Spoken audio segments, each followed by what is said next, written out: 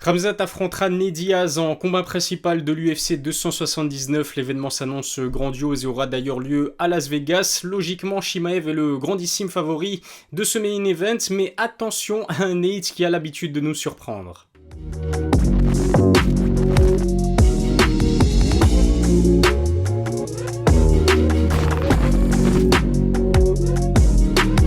Salut à tous, c'est Ilyes, on se retrouve aujourd'hui pour discuter d'un combat qui a mis du temps à être officialisé, mais après de multiples rebondissements, Khamzat et Nate vont finalement s'affronter le 10 septembre à l'UFC 279. Impossible d'organiser un combat entre ces deux stars autre part qu'à Las Vegas. Khamzat Chimaev combattra d'ailleurs pour la première fois de sa jeune carrière en main event à l'UFC, seulement 2 ans après ses débuts dans l'organisation, c'est assez prodigieux. Sans surprise, Khamzat est l'immense favori, tout le monde ou presque le voit s'imposer assez facilement face à un Nate Diaz qui commence à se faire vieux. Pourtant, le petit frère de Nick a quand même quelques arguments à faire valoir, comme je vais vous en parler dans cette vidéo. N'oubliez pas de vous abonner à ma chaîne YouTube si ça n'est pas encore fait, lâchez un petit pouce bleu si le sujet de cette vidéo vous plaît, et puis suivez-moi sur mes réseaux sociaux, tous les liens sont dans la description. L'officialisation a fait l'effet d'une bombe, cela fait plusieurs mois que Dana White tente d'organiser ce combat sans jamais y arriver, mais finalement, les deux hommes s'affronteront donc le 10 septembre, une semaine après l'UFC Paris. Les fans ont accueilli cette nouvelle de manière partagée. Si certains se réjouissent, d'autres se questionnent quant au réel intérêt sportif d'une telle opposition. Alors on va pas se mentir, c'est vrai que Khamzat et Nate sont à des années-lumière l'un de l'autre, puisque le Suédois d'origine tchétchène est classé numéro 3 de la catégorie des poids welter. Il a combattu à 5 reprises depuis 2020, il s'est imposé à chaque fois. De son côté, Nate n'a combattu qu'une seule fois en 2021. Il s'est incliné contre Leon Edwards. Il est classé numéro 15 de la catégorie des poids welter et il n'a tout simplement remporté qu'un seul de ses 4 derniers combats. Ça ne l'a pas empêché de passer à 2 doigts de créer la surprise de l'année contre Leon Edwards. Le Britannique l'a pourtant martyrisé dans les 4 premiers rounds de leur combat en 2021. Leon a outrageusement dominé les échanges et se dirigeait tranquillement vers une décision unanime. C'était sans compter une énorme gauche sortie de nulle part qu'il a complètement sonné dans la 5e reprise. Avec un peu plus d'agressivité, Nate aurait peut-être même pu l'emporter sur un finish. Leon est pourtant loin d'être un poids welter lambda, le Britannique est invaincu depuis 2016 et fait partie des meilleurs combattants de sa catégorie. Avec 7 ans de moins que Nate et une meilleure dynamique, on pensait qu'il allait lui rouler dessus. C'est ce qui s'est passé dans les 20 premières minutes avant que Diaz ne lui joue un sacré tour. Nate, c'est le genre de combattant qui plie mais qui ne rompt jamais, il saigne à chacun de ses combats. On l'a d'ailleurs vu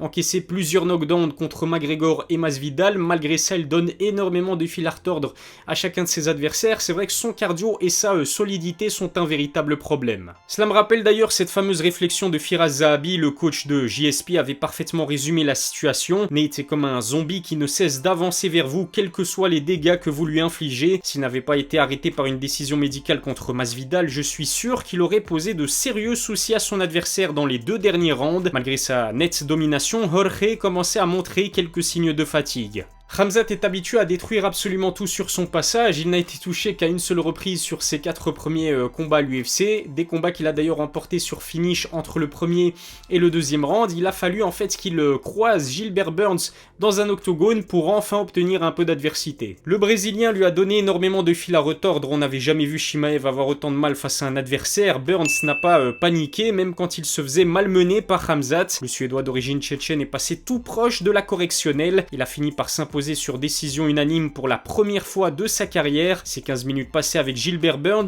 lui auront appris davantage que ses 10 combats précédents. L'aura effrayante de Khamzat a pris un sacré coup après ce combat. Avant ça, on avait l'impression qu'il était quasiment invincible, mais le Brésilien l'a fait souffrir et lui a même infligé une grosse coupure en dessous de l'œil. Chimaev a avoué en interview d'après-combat qu'il avait ressenti de la douleur et de la fatigue, une déclaration qui a été prise comme un aveu de faiblesse pour ses détracteurs. Ce qu'il ne faut pas oublier, c'est que Burns est l'un des meilleurs poids welter de la planète. Le Brésilien avait d'ailleurs posé de sérieux problèmes à Kamaru Usman dans le premier round de leur combat. Voir un Khamzat dont c'était le 11e combat à souffrir face à un tel monstre est plutôt logique, d'autant plus que Chimaev est parti à la guerre sans respecter le game plan de son coach. Si Khamzat prend autant de risques contre Nate, cela pourrait jouer en sa défaveur. On a d'ailleurs senti que toute sa débauche d'énergie face au Brésilien l'avait considérablement fatigué. Le même cas de figure serait tout simplement catastrophique contre un Diaz increvable. Je rappelle que Nate n'a subi qu'une défaite sur KO et soumission après 33 combats et c'était il y a très longtemps. Je pense vraiment que Khamzat a appris qu'il devait être plus patient et plus discipliné. Son coach va lui concocter une stratégie sur mesure pour l'emporter face à Nate sans se mettre en danger. Chimaev est plus grand, plus puissant et plus jeune que son futur adversaire. Bien meilleur lutteur, il a toutes les cartes en main pour s'imposer face au dur à cuire qu'est Diaz. Il envisage en tout cas de l'enterrer vivant.